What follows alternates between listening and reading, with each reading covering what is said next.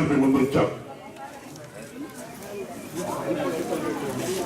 గత 6 నెలల క్రితం ఎన్నికలు జరిగినప్పుడు ఎన్నికల కంటే ముందు ఈనాటి మన ప్రీతమ ముఖ్యమంత్రి నారా చంద్రబాబు నాయుడు గారు ఆనాడు ప్రతిపక్ష నేతగా అనేక 100 కిలోమీటర్ల పాదయాత్ర చేసి ఈ రాష్ట్రంలో ఉన్నటువంటి రైతులు పడుతున్నటువంటి అష్ట కష్టాలను గుర్తించి ఈ రాష్ట్రంలో తెలుగుదేశం పార్టీ అధికారంలోకి వస్తే ఖచ్చితంగా రైతు కుటుంబాలను ఆదుకోవటం, రైతు యొక్క రుణమాఫీ కార్యక్రమాన్ని ప్రకటించినటువంటి పరిస్థితి మీ అందరూ కూడా తెలుసు.